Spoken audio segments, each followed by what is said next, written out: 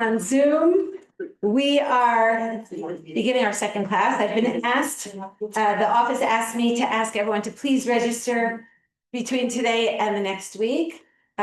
So that's the office announcement for this morning. We're going to open with a Mizmor. We're going to open with Mizmor Gimel. Please open to Mizmor Gimel in Tehillim, and you're invited to say it along with me. The Mizmor, of course, is dedicated to the well-being of our soldiers, to the healing of the wounded, the return of the remaining chalalim, the hostages that remain in Gaza, and good decisions by our government. Am Yisrael should be well. Perek Gimel Pasuk Aleph, Mizmor LeDavid B'Vercho Mipnei Avshalom Beno. Adonai, ma rabu tzarai, rabim kamim alai. Rabim omrim lenafshi, en yishuata lo v'Elohim Selah. Ve'ata Adonai magen ba'di, kavodi umirim roshi. Koli el Adonai ekra v'yaneni mihar kodsho Selah. Ani shachavti v'yisharet, hitzoti ki Adonai yismecheni. Lo ira nervot am asher saviv shatu alai. Huma Adonai hoshieni Elohai ki kita et kol oivai lechi. Shinei Rishayim Shivarta. L'Adonai HaYeshua al Amcha V'Chatecha Selah. Okay, and now we're going to turn our attention to Bereshit. Perek Lamed. At the end of the last class, we were discussing the context of Perek Lamed of chapter 34 in Bereshit. The context, of course, being the end of Perek Lamed Gimel. We give a little bit of a summary of where we are in Sefer Bereshit. What has happened to Yaakov? Yaakov's confidence, right? Yaakov comes back from Lavan, having succeeded in his attempt to not just survive Lavan's house, but to emerge with a family, to emerge with prosperity. And he's also encountered Esav, and they part amicably. So all of this is part of the description of Yaakov, his confidence, his kind of almost tranquility, I think we feel at the end of Perek Lamed Gimel, Vayavo Yaakov Shalem, that shleimut. He comes back with a sense of peace, with a sense of wholeness. And the few things that he does when he comes back to the land is, well, first of all, we talked about the fact that he purchases a sadeh, right? The place where he had placed his tent. He makes a mizbeach. He calls on the name of God. All of these are things that we talked about last time. And then we gave special attention to the end of verse 18 of Pasuk Yud-Chet, Vayichan et Pnei Ha'ir, which is it's an odd formulation, right? And he encamped across the city, in the face of the city. And at the end of the last class, we looked at a midrash. And one of the things that I wanted to do in that first class is to show you a little bit how I approach the midrash, how we're going to be using the midrash in this class. We looked at the midrash not as a history book, not as a supplement to the information that we get in the Tanakh, but as a way of trying to draw our attention to the omek pshuto shel mikra, the deeper tensions and undercurrents of the narrative. And what we saw in that midrash was an interesting machloket, right? On the words Vayichan et Pnei Ha'ir. Of course, picking up on the fact that it's a rather peculiar formulation, we saw three opinions in the midrash. The first opinion claims that Vayichan et Pnei Ha'ir indicates that Yaakov was sending gifts, right? Chen, chanina, to the Pnei Ha'ir, to the important people in the city, right? And we noted that is the way that Yaakov is trying to integrate, right? Not just trying to integrate, trying to survive, right? Because this is very much built on his encounter with Esav, which has taught him how to encounter hostile elements around him, right? So that was the first opinion in the midrash. The second opinion in the midrash, Vayichan et Pnei Ha'ir, is that Yaakov set up marketplaces and sold goods for an inexpensive amount, right? So that Yaakov decided that his place in the world is to be of economic benefit to those around him, right? Not to pacify hostile elements, but to use his considerable gifts, right, to benefit others, right? And that's the second opinion. And the third opinion, which is maybe the most interesting opinion, is that Vayichan Pnei Yair indicates that he arrived in the city as the sun was setting, and he set up Tchumin Ba'ir. It was right before Shabbat, and he set up a Tchum Shabbat. And this is a really different approach because it suggests the opposite of the first two approaches. If the first two approaches are showing us how Yaakov integrates into his environment, in the third approach, we see how Yaakov separates. What's a Tchum Shabbat? It is, sort of marking off the territory, right? And so at the end of last class, we noted that, I think it's not really a machloket, right? I think that the Midrash is saying to us, these are the ways that we are being taught, that the Midrash is telling us how we live in an environment where others surround us and who are not like us, and who we are sort of always balancing integration and separation. And that's a really important part of the Dinah story. Because, of course, the story might begin in violence, but the essence of the story is to what degree is there going to be any sort of relationship between the people of Shechem and the sons of Yaakov, or this Bnei Yisrael, right, as it were, right? So that story, of course, the story involves an offer, right, on the part of Shechem, on the part of Hamor, to Yaakov, to his sons, that we should create a partnership. But it's more than a partnership. It's our daughters will marry your daughters, our sons will marry your sons, right? I'm sorry, our daughters will marry your sons, our sons will marry your daughters, right? But then there's everything goes, right? But there's an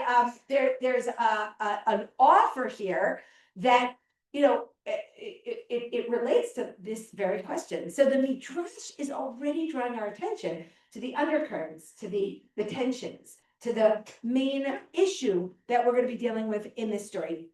There's going to be, some of the key words in the Dinah story involve this question, like the word yashav, right? Where will we settle? That word appears 7 times. The word ir, right? City. Are we going to integrate into this city, right? We see that in the beginning, that word also appears 7 times. Any word that appears 7 times in a narrative, Professor Casuto really, I think, noted and observed that a word that appears 7 times in a particular narrative, that's a key word. We need to pay attention to that word. The word ir, the word city, appears 7 times. Are we part of the city, or do we remain outside of the city, right? Which is, again, the story here. Yaakov purchases land, but outside of the city. He doesn't enter the city, right? That's the same thing that we saw with Avram, right? Avram remains distinct, right? Ger v'toshav anochi imachem, right? I'm a stranger, I'm a settler amongst you. So which one is it, right? There's that balance. Yeah. There's Ger v'toshav. Actually, he's already made the bris with Avimelech. The question is, isn't Hashem upset with him that he made the bris with Avimelech? Look, you're asking a question about Avram, so I'm not going to go back there. Birshutech, we could maybe discuss it afterwards. But the whole Avram balance is also complicated. I think that point itself is worthy of note. It's complicated because if you do want to be of benefit to the world, you don't want to close yourself off into a hermetically sealed society, then you are already going to encounter the danger of influence, right? This is certainly something that we struggle with today, right? There's a possibility of being a tevat noach, right? And just closing yourself off, but it's not something that necessarily is advocated by these stories. So these are all balances, and I think that perhaps one of the other points that we started to make last time, which I'll just mention again, which is that in that midrash, where is separateness clearly maintained in the area of religious observance, right? So that he's setting off Tchumin in order to be able to keep Shabbat. We have the same thing that is reflected at the end of the events in Perek Lamed Gimel, because of course Yaakov builds a mizbeach, right? He buys the land to build an altar, right? So that there's that separateness that is also comes into play when it comes to religious observance. So this is all, I think, preparing us for what I think is really the main question in the Dinah story. To what degree will there be integration? Is circumcision a means of obtaining integration? Yeah, Marion. And there enough, even Yaakov's whole group was very, very large.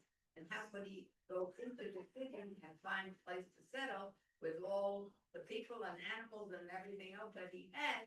It's easier to do it outside where it's just desert. Yeah, so Mary's bringing up a pragmatic consideration that maybe, Yaakov doesn't go into the city because he has, lots of flocks and children and family, and there just wasn't room for him. It's possible, right? It's possible. But I think it's more likely, given that the Tanakh is not just telling us what happened, right? It's telling us deeper ideas than that. I think more likely when we have Yaakov stop outside the city, purchase land, buy a field, and then sort of navigate how he integrates within the city. I think that that's more purposeful than pragmatic.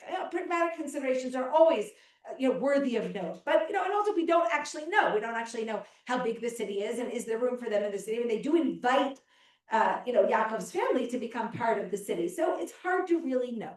The other point that I want to make before we begin Perek Lamidal, before we begin chapter 34, is that oddly, Yaakov seems to get stuck in Shechem, right? He's not supposed to stay in Shechem.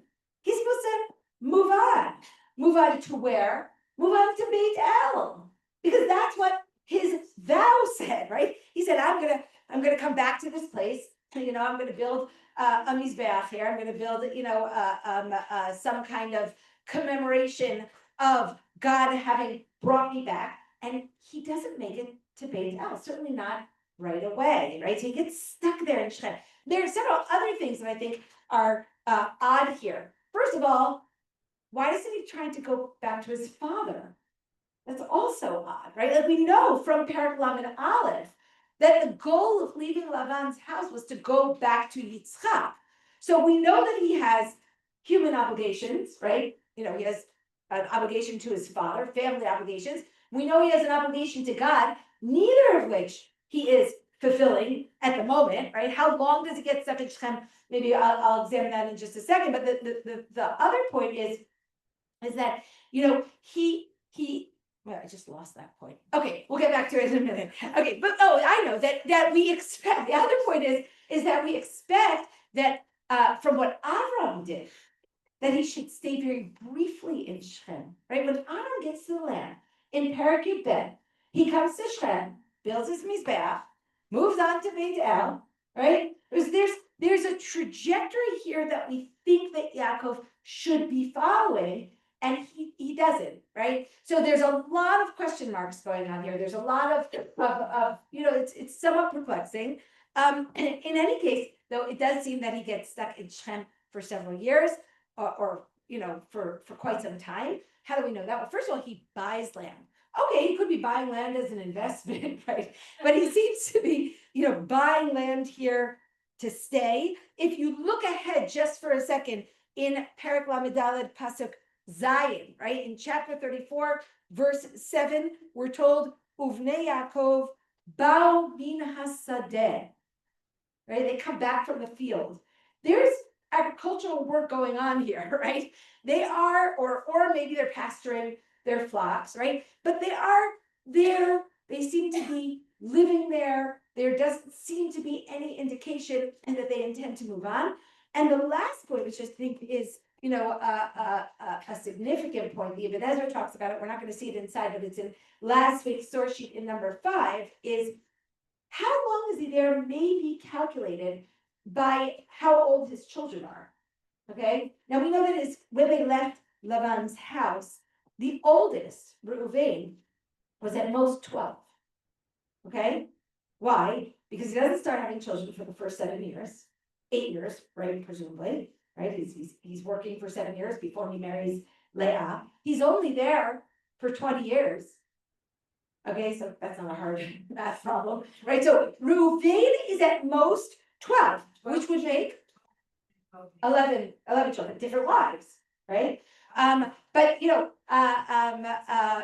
Levi, Shimon and Levi are at best 11 and 10. Does that sound right? And Dinah is 6, right? These are ages. I mean, could it be? I guess anything could be, right? Shimon and Levi could have wiped out the whole city at the age of 11 and 12, but it seems unlikely, especially given the other clues that we have, that they are, that they're there in Shem. They seem to be kind of putting down, if not roots. What?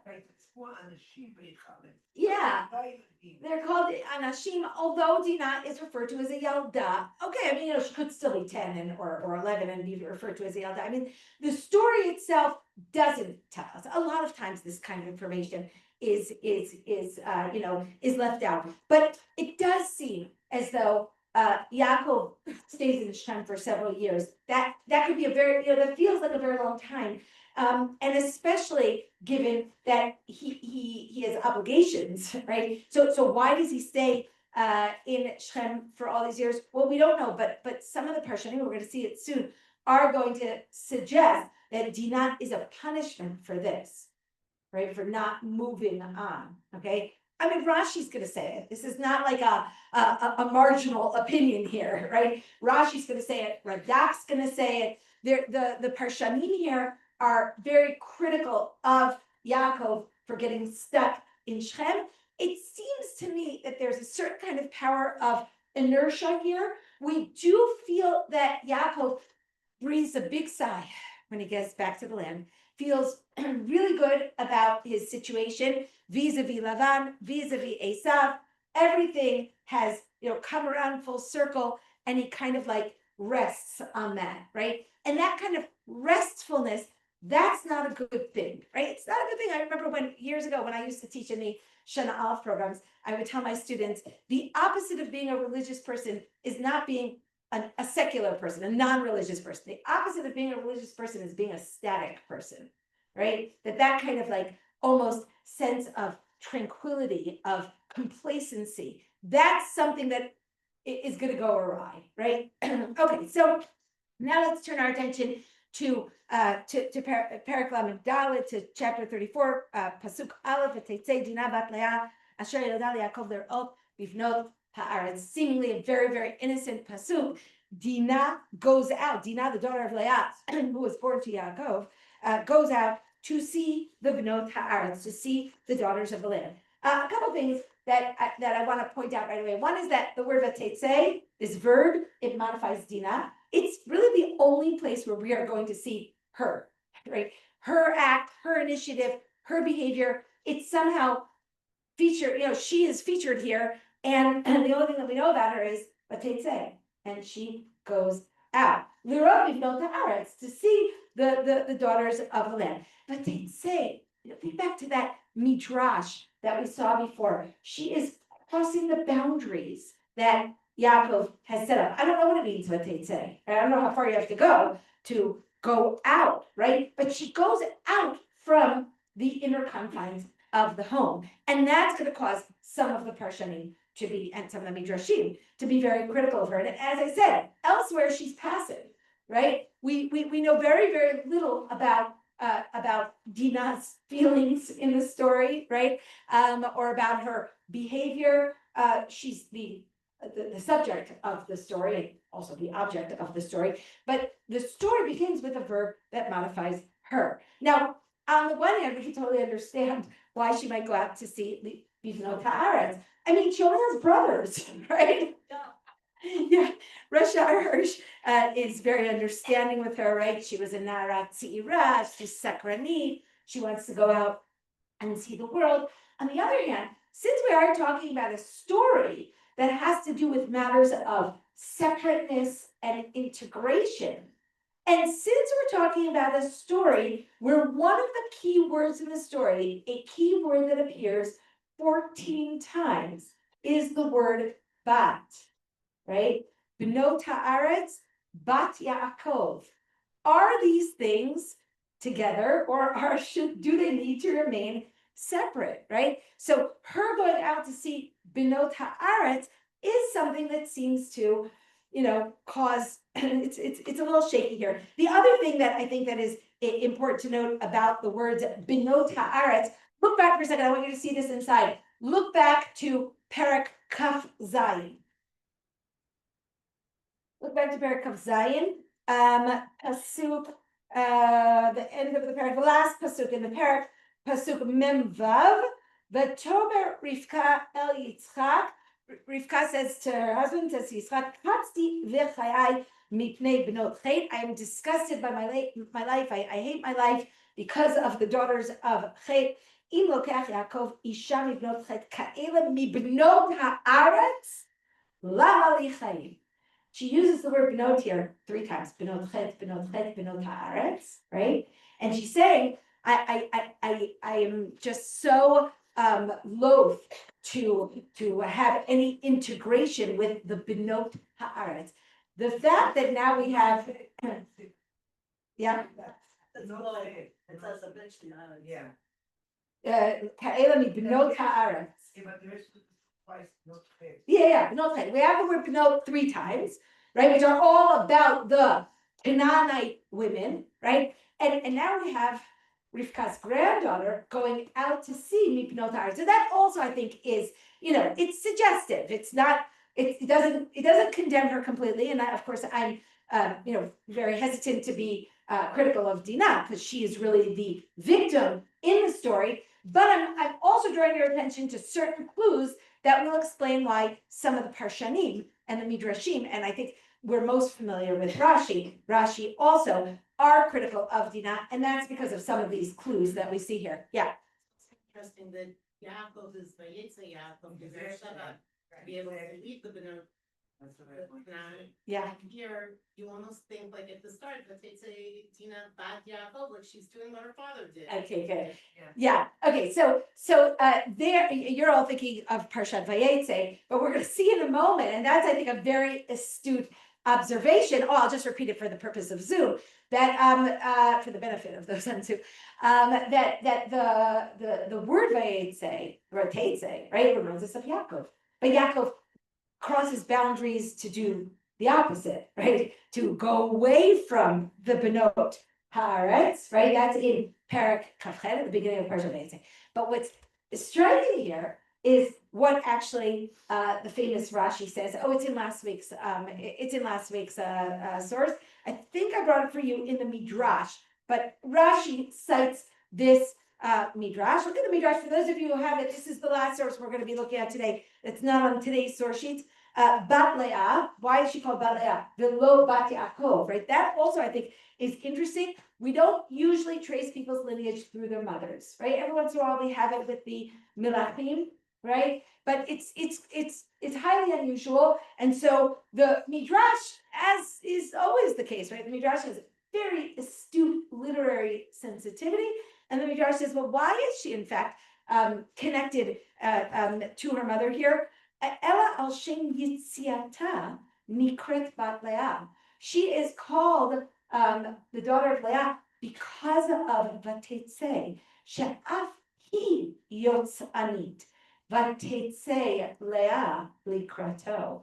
Because Leah also is described as somebody that goes out, that crosses boundaries. And what's the context there? When she goes out to greet Yaakov on the way back, when he's coming back from the fields, right? And she has made this rather disturbing deal with her sister over the Judaim, the flowers, right? She says, okay, you can have, Leah says to Rachel, you can have my son's flowers, but I get Yaakov for the night.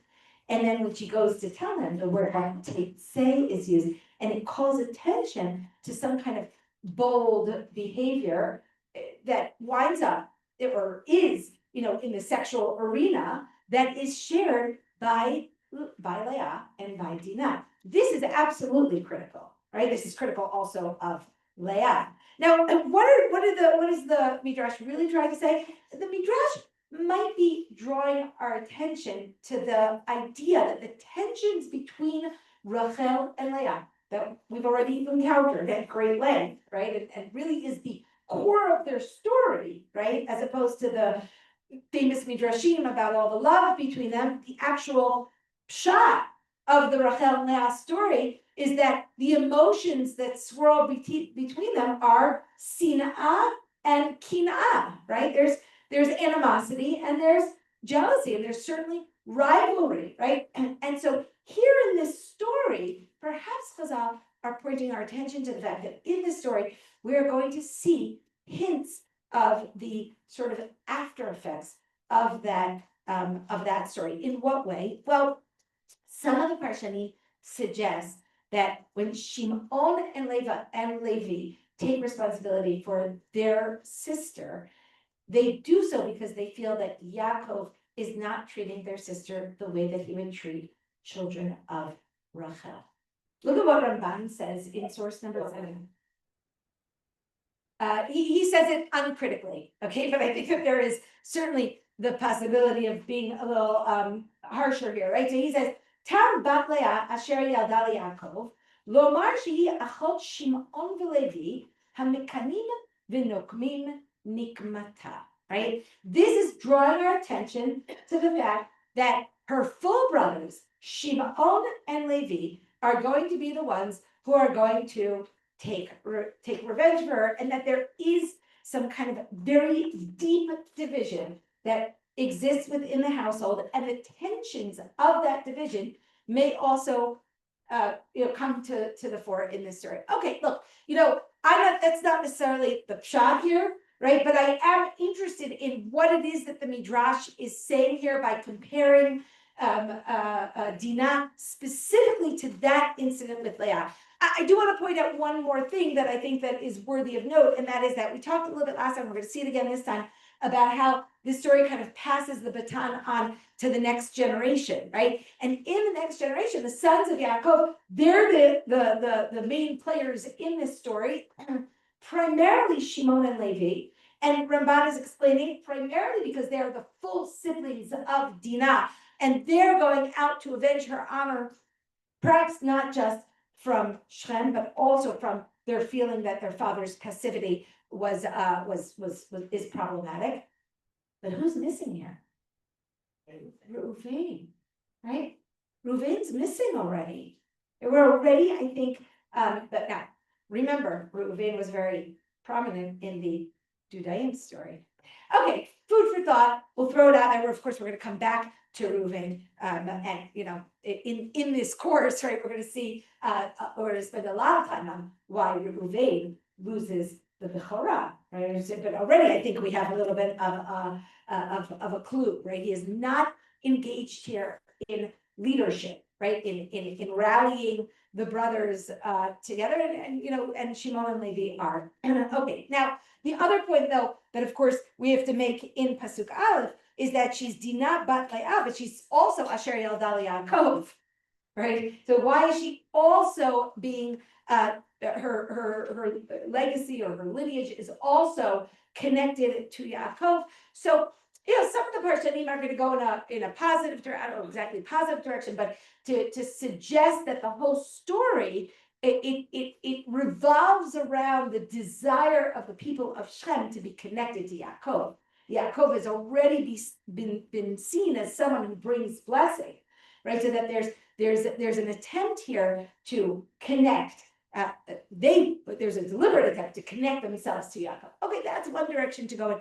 Many of the Midrashim and Parshanim go in a very negative direction and say that Yaakov is at fault in this story, right? And that's why right away she is connected to Yaakov, because this story is either a punishment for Yaakov or a consequence of Yaakov's behavior. Now, I've divided the approaches to this into 3 major topics, right? There are 3 ways that the different Parshanim say this. A lot of Parshanim said Yaakov is at fault, but why? What did he do? Okay, so the first one is what we already said, right? Which is that Yaakov got stuck in Shechem, and therefore, as his daughter goes out and sets in motion this terrible course of events, she is linked to Yaakov in order to say to us, well, she is a result, all this is a result of Yaakov's own behavior. Look, for example, at the Radak in source 13. Look at what he says here. He says it also in source 12. He says it on Pasuk Aleph in chapter 34. He says it again in Pasuk Aleph of chapter 35. Look in 12. 12 is easier, or it's shorter. Asher Yadal Yaakov, ki ma shekara la onesh Yaakov haya kamo shekatafnu. Everything that happens to her is a punishment to Yaakov, like we wrote already, right? And in number 13, he's going to explain it more at length. What is the punishment for? Zeh shekaralo, I'm reading source 13. This is also the Radak. Zeh shekaralo bidvar bito, onesh, ma she'echar baderech. It's a punishment because he delayed in his journey. Uvana b'Sukkot bayit. He built a house in Sukkot. V'kanalo b'Shem chelkat hasadeh. And he bought for himself in Shem this land. As if he intended to live there. He should have come immediately to Beit El to pay his vow. We've already said this, right? But all of this is the Radak's explanation for why Dinah is linked to Yaakov at the outset of the story. Rashi agrees with this. Yeah. Rashi said that because they were jealous of her.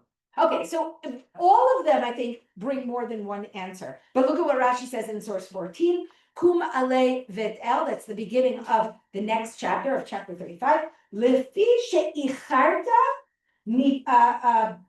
it's probably baderech. Baderech ne'enashta. Because you delayed, you were punished. Uva'al chazot mibitcha. And everything that happened to your daughter is because of this. So this is one kind of direction to go. We've already discussed this. A second direction, which takes several different forms, it attributes these events to Yaakov's sense of complacency. Okay, so that's why I also brought it up before, this kind of sense of self-righteousness. What complacency? I mean, religious complacency, that he feels that he is very, very settled. One midrash, or one approach in the midrash relates this back to his building the altar and calling it the name El Elohei Yisrael, which some of the midrashim suggest that it shows Yaakov's kind of religious arrogance, right? That he feels very pleased with his own relationship with God. And this is kind of, he would like this to be the end of his story, right? I'm good. Everything's good. I've built my altar. I've given it the name of God. And now I just am settling into this kind of, static place. So some of the midrashim, I didn't bring for you these midrashim, but some of the midrashim go in that direction.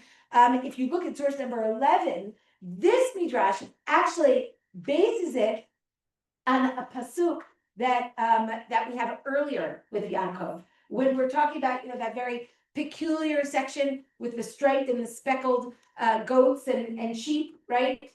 So when Yaakov is if you look back in Perek Lamed, pasuk Lamed Gimel, right? When Yaakov is saying that he's telling Lavan his schar, right? What he wants to get from this. He says in pasuk Lamed Gimel, "Ve'anta bi tzidkati biyom machar," and my righteousness will testify for me tomorrow. Okay, what is he really saying? The pshat is he's saying, you're going to see that when all this comes out, you're going to see that God really chooses me, because I'm going to come out, despite the unlikelihood of me coming out prosperous from this bad deal for me. You're going to see that God's on my side when I emerge from all of this prosperous. But the Midrash doesn't like those words. The anta bi tzidkati biyom machar. My righteousness will testify for me tomorrow. Look at what the Midrash says in source number 11. Rabbi Yehuda bar Simon Amar, and ktiv al titalel biyom machar. Don't brag about what's going to happen tomorrow, which is really good advice, right? Ata Marta, you said before, "Va'amda biti tkati b'yom echad, lemachar bitcha yotzet umit ana." Says you're going to see bad things are going to happen tomorrow. I know that Midrash is really saying, again, is what I said, which is this complacency, this sense of, okay, it's all behind me. I figured it out. I got to El Hamnucha, the El Hanachala, and now I can rest in peace that I'm good and God's good and everybody around me is good and we're all good, right? And tomorrow's going to be good, right? And it's I think it's a good point that this is not the kind of attitude that is good,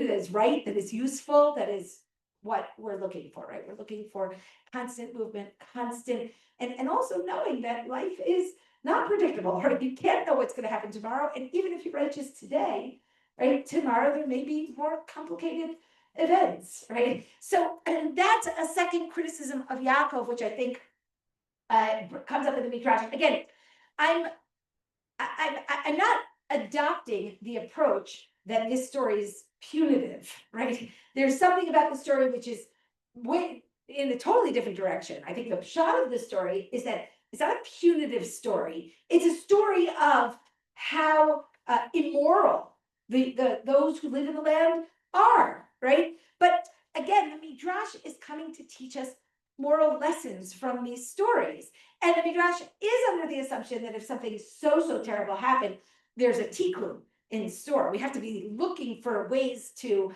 fix ourselves in order to fix the world around us. So that's I don't want you to think that I'm that I'm in agreement that this whole story is a punishment, but that there is this very strong idea in Chazal. Now the third approach, which I think maybe the best known midrash. Why do I say that? I always say that when Rashi brings a particular midrash, right?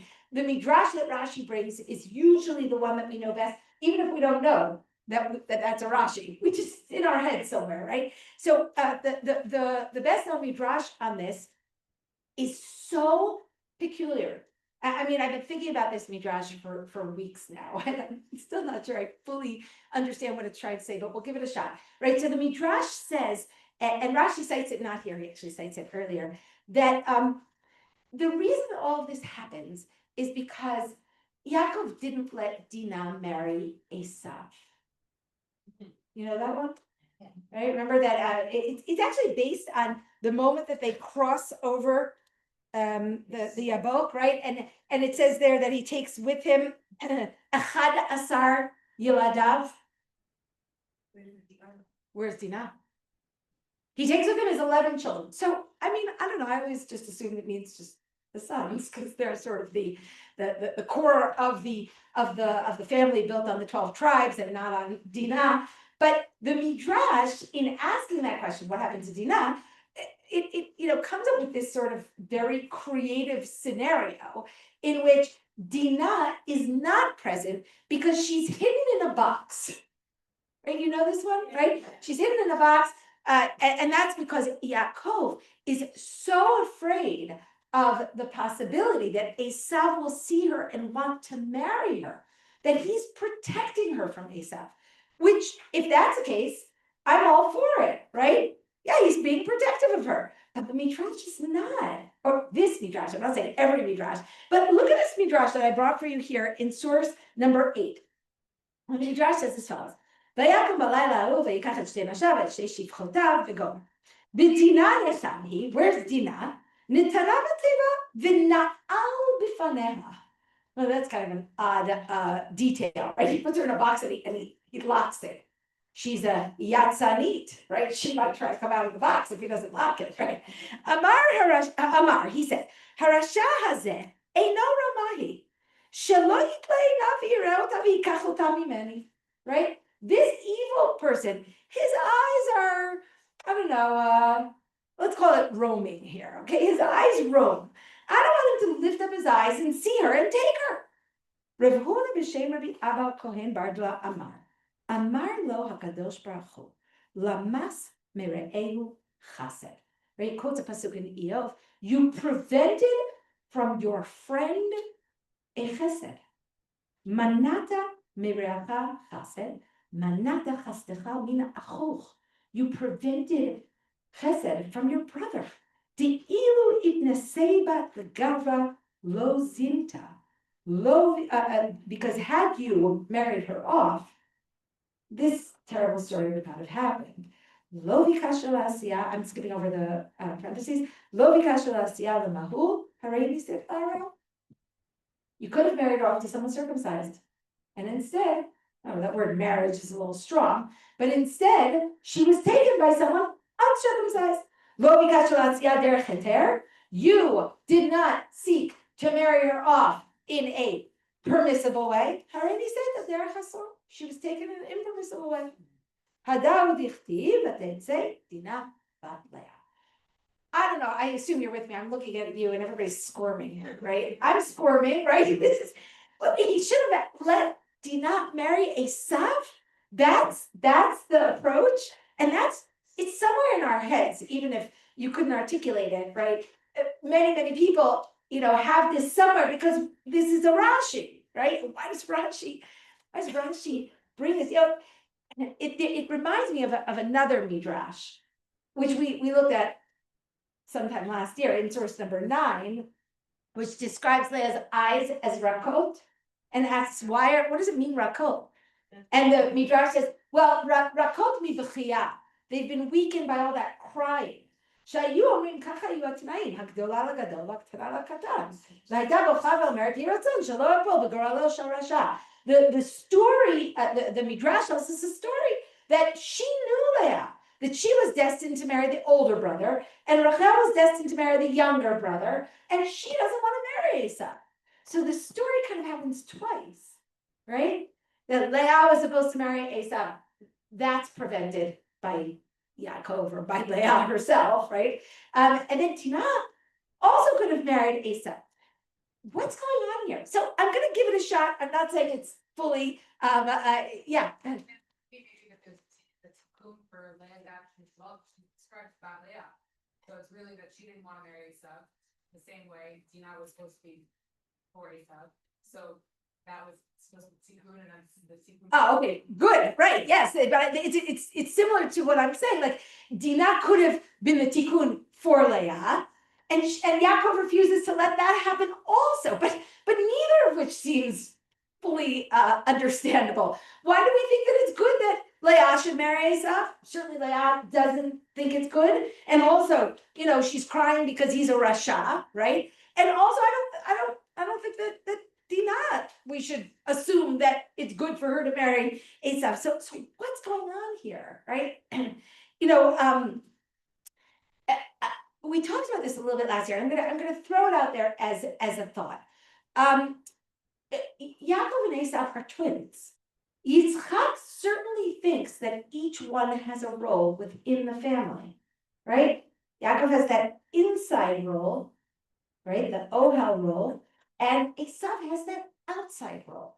And what we see in the story is that slowly but surely, Yaakov accrues both roles for himself. Now, you could understand why, and some of the Midrashim are very pleased with Yaakov for doing this. Yaakov saw things about Esau that his father didn't see, and he saw that he couldn't live up to his role, and that he couldn't properly restrain his violent tendencies, etc., etc.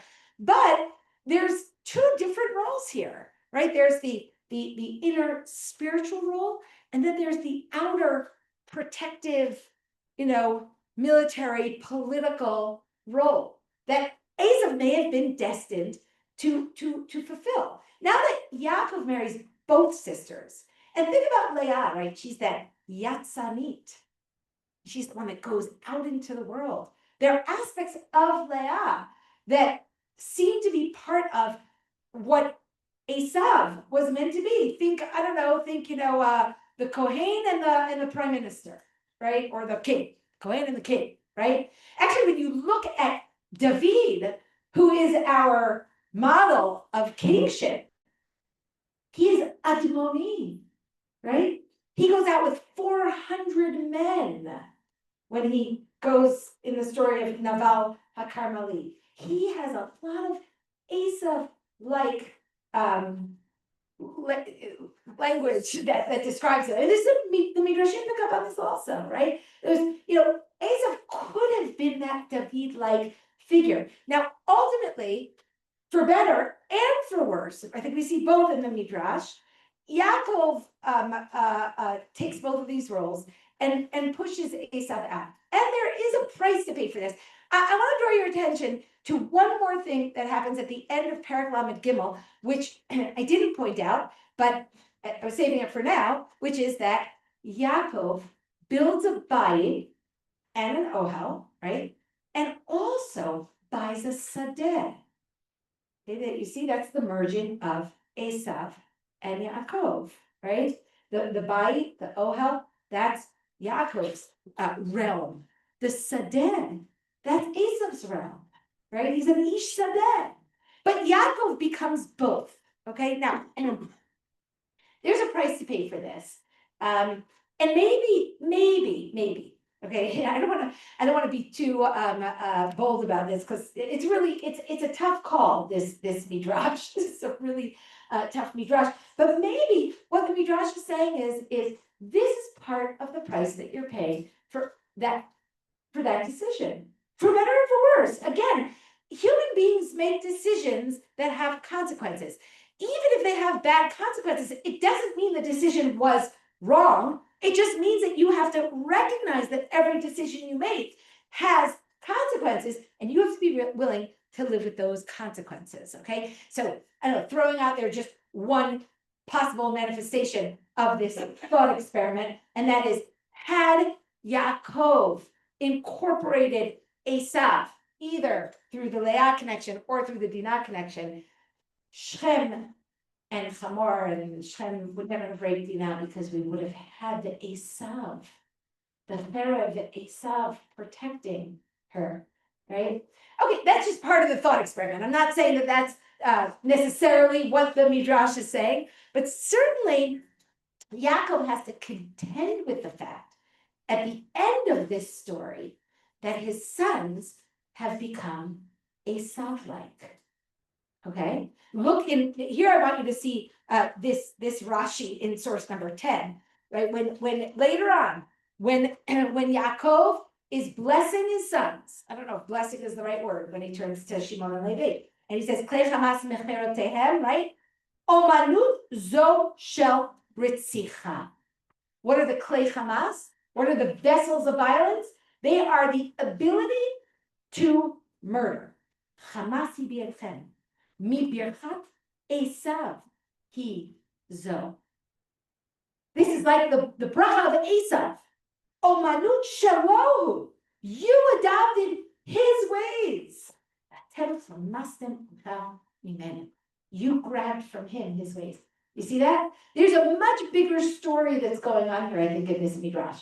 So I say this partially because I think the midrash needs to be dealt with. It's not some, peripheral midrash that you're never going to encounter. That's partially, even if it was, I would bring it to your attention because it's so wild.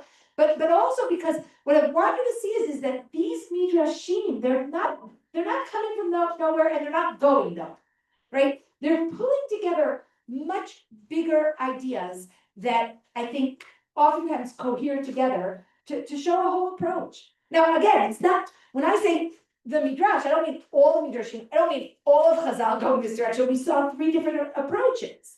Yeah. I think something that also maybe speaks in this midrash is the children that are acting Esav-like, and Dinah herself, who is going out, and also we see Reuben going out, who is like a natural leader of army, right? Like that's what the king is doing. They're all like the children of Leah. That's right. It was maybe destined to be with Esav. That's right. Exactly. Right. They're all the children of Leah. All of these children of Leah have the ability to be, I'm going to say Leah-like, but Leah was suited for Esav because that marriage could have led to one role, which eventually is taken up by Leah's children. Do you see it? Things are starting to maybe create a little bit of a different picture, right? And these are some of the things that we did talk about last year, but as we progress through Sefer Bereshit, things I think have a sharper picture on the whole. Yeah. very hard for me to accept that the word that towards her husband is indicative of Leah's it's anut or any characteristic that she's going out. Where is she going? What did she do? I mean, where do you see anything in that action that indicate that she's the mother of this Shimon and Levi and Dina? Where? She didn't want to go away. It's not, I don't blame you. It's not even in the Psukim. And they tell her, who's she going to? Her own husband. Yeah. She's just going to get her husband's love. What is so wrong with that? Okay, so Tamar, I'll just repeat for Zoom, is defending the honor of Leah, which is perfectly acceptable and fine, and we don't have to accept every midrash as being one that is the, no midrash is the whole truth or the simple truth. And, there are a variety of midrashim here, and if that one doesn't, you feel it's not fair, you're, but you have to understand where it's coming from, and I do think that there is there's a lot of tensions and there's a lot of undercurrent here. You could oftentimes take the same tensions and see them for good or for bad. And some of that depends on, your own biases or your own approach. But what I think is beautiful about the Midrash is that the Midrashim are bringing us a range of approaches. And that I think each of them has some core of truth in them. So it's okay not to fully embrace every idea that comes up here, but I do want you to know that they're out there. Okay, let's look at what happens here, and you can see I'm kind of avoiding pasuk bet, but okay, we got to do it. Okay, look at pasuk bet. Vayar ota Shem ben Chamor achivi nisi haaretz vayikach ota vayishkav ota vayaneha. Okay, it's vayar ota, right? It's very clear that she goes out to sea and he sees her. Right. That also, I think, is a little bit critical, right? It was, she goes out to sea and now she is seen by Shechem ben Chamor HaChivi Nasi Haaretz, right? He seems rather important. That's really a significant point, which is, of course, that a relationship with him, a cooperative partnership with him, could be very beneficial for us. As we're already noting that this is not just anybody, right? This is an important person in the area, right? He's Nasi Haaretz, whatever that means. It's by the way, it's unclear who's Nasi Haaretz, Shem or Chamor, but it doesn't really matter, right? And then we have 3 verbs, and they're violent verbs. Vayikach ota, he takes her. Vayishkav ota, and again, even these words Vayishkav ota, right? It makes her very passive. It's not Vayishkav ima. It's not that he sleeps with her. It's that he sleeps her. Right? He forces himself upon her. This language also appears in the Amnon and Tamar story, which is another terrible story of rape in the Tanakh. And there, actually, in the Amnon and Tamar story, we have a switch from when Amnon first speaks to Tamar, he says to her, Shichva imi, sleep with me, right? He offers her something that is consensual, right? And when she refuses, Vayishkav ota, right? And that's coercive. So this is not a good description, obviously. But Yaneha implies some kind of suffering, right? There's a debate among the Parshanim as to whether or not this word means rape, right? It does appear in all the rape stories, right? It appears in the story of the Piladesh B'Giv'ah, right? In the story of the collective rape of the concubine at the end of Sefer Shoftim. It does appear in the Tamar and Amnon story where she says to Amnon, Al Ta'aneni, right? And it appears also several times in Devarim when describing the halachot of rape. The Eshet Ifan Toar is described in that context in Devarim Perikaf Aleph, and then the raped woman in Devarim Perikaf Ben. So it does, Ramban says, coercive rape is always, is always coercive. Right? But it is. I mean, it feels it is. The only reason I have to say that is because there is a discussion about it. And it also implies suffering, right?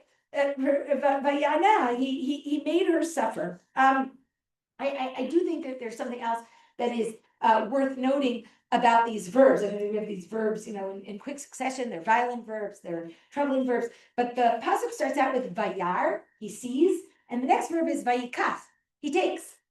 Where else do we have that sequence of verbs? Yeah, in the beginning of Bereshit. Which story are you talking about? Okay, good.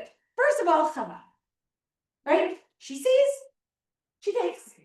Okay, but also in the the story that we read in, not last week's Parsha, but 2 weeks ago Parsha, of the Bnei Elohim and the Bnot HaAdam, right? Vayir'u Bnei Elohim, I'm in Perek Vav in Sefer Bereshit, Vayir'u Bnei Elohim et Bnot HaAdam ki tovot heina, vayikchu lahem nashim mikol asher b'charu. There's some kind of description here of unrestrained animal-like activity. You see something, you take it, Desire. right? You desire something, you take it, right? It, I think, already goes a long way to describing the cultural mores and norms that underlie this story that make any sort of genuine partnership with this community untenable, right? Yarva Yikach is the opposite of what we're supposed to do, right? Okay, so this description of Shem and what he does here is repugnant, right? No question about it. That, of course, leads me to Pasuk Gimel. Vatidbak nafsho b'dina bat Yaakov, vaye'ehav et hanara, vayidaber alev hanara. You ever read that pasuk and say, "What?" Right? What's going on? Suddenly he becomes very likable, right? It's, his soul clung to her. She is called Bat Yaakov. We're not going to see it, but lots of the Parshanim say he really just wanted a connection to Yaakov. That's very classic, right? The Parshanim always want to see, how the Avot and our great figures sort of are very admired by anyone who encounters them. Okay, but Vayehav, Vayidaber alev, he loves her. He speaks to her heart, right? There's certainly something that seems very tender here, especially, and some of the Parshanim point this out, the Sforno points it out, Radat Hoffman points it out, especially the contrast to the story of Amnon and Tamar, right? Where after he sleeps with her, after he rapes her, after he sleeps with her in a coercive way, he hates her because he hates himself, right? But that also, I think, lends itself to a different kind of understanding of the culture here. Nothing's wrong. This is the way it works, right? You sleep with them, and if it turns out you actually like them, so then that's a good way to solidify the story, to end the story, to make it official, right? So, he does. I think that there's something here that is a little bit startling for us, a lot, right? It's troubling for us, but at the same time, it creates nuance, right? It creates nuance. It's not as though when we go through the rest of the story, it's obvious to us that this can never happen because it is steeped in ongoing horrific violence, right? There's the possibility of Yaakov's family saying, yes, okay, that's the way things are done here. It didn't start out well, but it turned out great, right? Okay, so that's I think, part of what we're kind of experiencing here. It's a very, very troubling thing. Yeah.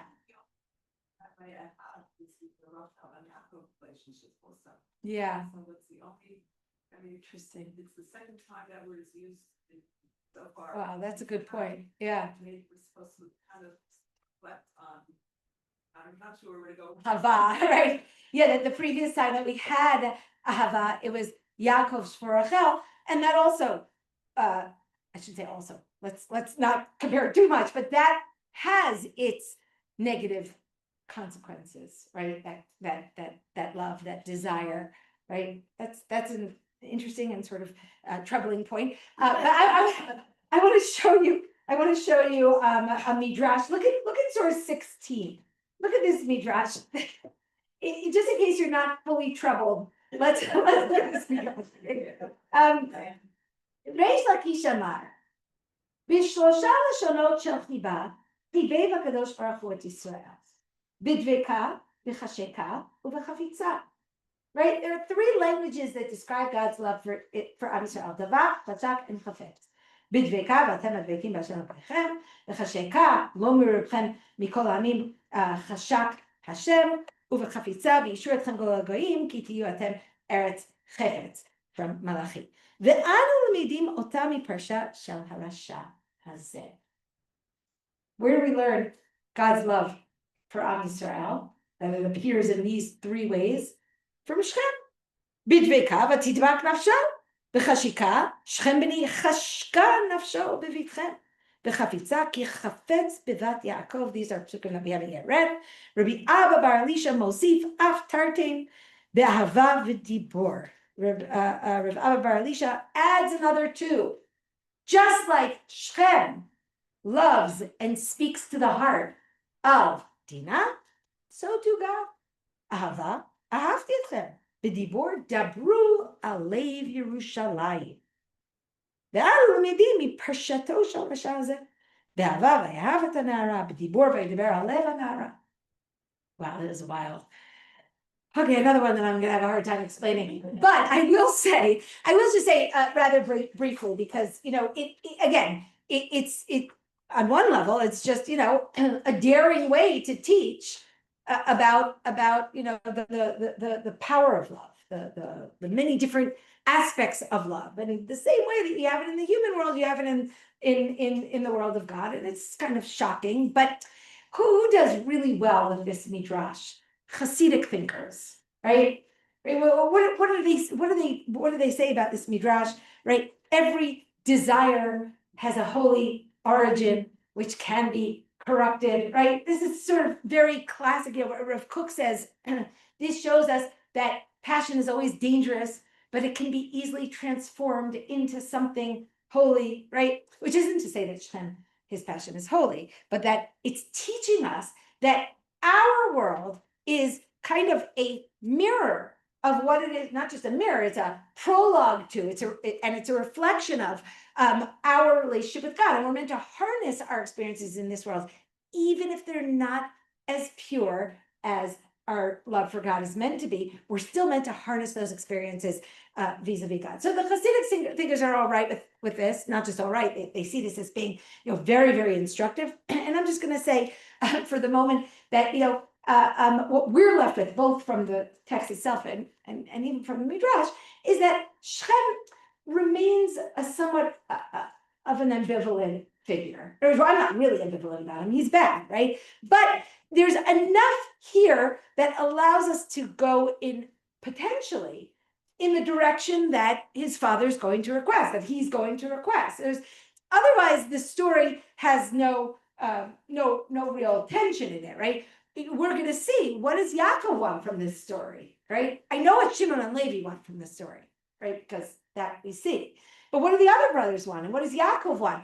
And how is the story meant to go? And I think that ultimately, what we're seeing here is that the story is not uncomplicated. If it was just a story of wanton, an evil violence, then it would be obvious, right? But there is a story about cultural mores and norms, and to what degree we are willing to compromise values, right? The answer is going to, I think, also be part of the story. But Yaakov's family has to decide what their principles are. Okay. Let's go on to, let's look at a couple more psukim here. Pasuk Daled, Vayomer Shechem el Chamor Aviv Lemor. Shechem says to Chamor, his father, saying, Kach li et hayalda azot liisha. I don't like these words either, right? Take that girl for me, that little girl for me, as a wife, right? There's something, till now she's been called a Nara, which seems to be a little bit of a different age, right? Take the Yalda liisha. There's something unsettling about his words, right? Seems exploitative, but okay. That what? We don't know. We just don't know, right? We said before that if this happens right after leaving Lavan's house, so then she's 6. But given that seems unlikely, she's probably closer to 11 or 12, or maybe even older than that. We really don't know. But there, and part of it is that we're not actually told, right? Yalda, Na'ara, Isha, right? So, we only have a sense that what is normal for Shem and Chamor is horrifying for the Bnei Yaakov. What about Yaakov himself? So let's look at the next pasuk. the Yaakov, that means I have a few more minutes. Okay, so Yaakov, Pasuk, let's do Pasuk, but that will conclude for today. The Yaakov shama ki timei et dinah bito. Yaakov heard that they what word would you? They desecrated. Yeah, violated, desecrated. We'll talk about that word in a second. Dinah, his daughter, uvanav hayu et miknehu basadeh, and his sons were with the flocks in the fields. Vehecharish Yaakov ad boah, and Yaakov is silent until they come. Well, there's a lot to unpack here. I'm going to say just a couple things before we conclude for the day. First of all, the word timeh, which, I sort of debated how to translate it. Well, it's legitimate to debate how to translate it because we have not yet had this word in the Torah. It's the first time it comes up. It's an important word. It adds a layer of sacred to the story. That's why I debated how to translate it, because I wanted the word both violate and desecrate, I think, have that kind of, oomph of something sacred. Something sacred has been violated here. It's going to appear 3 times in our chapter, and then this word is not going to appear again until Sefer Vayikra, where it's going to appear 107 times. It's a Vayikra word, right? It's a Sefer Yechezkel word. It's a word that has to do with very clear boundaries, right? Inside, outside, sacred, profane. Okay, so that is already a word that gives us a sense of, they've crossed, right? And we've been seeing that throughout. And this word suggests that it's not about power, it's not about passion, it's about the sacred, right? It's about a higher morality and the collective responsibility that the boys have here, because tum'ah is also something that spreads. Okay, so one of the things that we see later in Tanakh, when the word tameh does come up a lot, is that we need to keep the whole camp free of tum'ah, right? Because the camp is the place of God. And if there's any tum'ah in the camp, it violates God's presence. Okay, so that's also, I think, part of the what's going on here as well. And I want to say one last thing about Yaakov, and then we're going to pick up with Yaakov next time, because this is already the first indication of something that we don't fully understand in this story, which is Yaakov's silence, his passivity. It's not just his silence, it's that he doesn't respond emotionally. Yaakov hecherish, he's just silent. Look at the brothers in Pasuk Zayin. ובני יעקב באו מן השדה כשומעם, ויתעצבו האנשים, וייחר להם מאוד. They're sad, they're angry, כי נבלה עשה בישראל לשכב את בת יעקב וכן לא יעשה, right? They're sad, there are these 2 words, etzev and chori, are the words that are going to come up later again in the story of the brothers, right? So that, there's a contrast here also between the way that Yaakov responds there, which is very emotionally when Yosef is sold, and when Yosef says to the brothers, "Al yichar lachem," right? Don't be upset, don't be sad, right? So these words are words that should be here describing Yaakov as well. So that, along with Yaakov's silence, is in fact very troubling. And I'll say one last thing. What? Admoam, okay, we're gonna examine that next time, right? Is there, is he biding his time? Does he know that something's about to happen? Sometimes patience is the mark of maturity, right? And okay, that certainly could be. That's going to be one of the answers. But I'll say one more thing, and then I'll take comments and questions. And that is that also the silence here is so significant in light of the fact that he timei et dinah bito, right? They violated Dinah, his daughter. And if you look in Pasuk Yud Gimel, look at the words that describe Bnei Yaakov. Vaya'anu Bnei Yaakov et Shechem et Hamor Aviv b'mirma, vayidaberu asher timei et Dinah achotam. Do you see what happens? Because their sister was violated, the same words, they use speech as the first weapon Yaakov could have spoken, right? This is very much a contrast, right? Asher timei et Dina bito, silence. Asher timei et Dina achotav, vayidaberu, vayanu b'mirma, right? You see? Okay, so those are the points that kind of lead us to, I'm leaving on a cliffhanger, the question that we're going to address next week, which is, how do we understand Yaakov here? And maybe Tamar's right. Maybe we can, completely understand what he's trying to do. Yeah. Somehow, I didn't see that, good that he can answer. We just have a leash. Yeah. A leash. Yeah.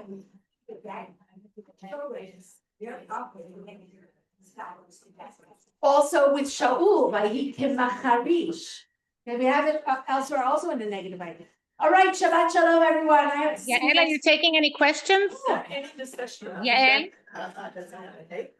No, because that's very, very common. It's chaser, and especially in Sefer Bereshit, I think it's more common than with a head.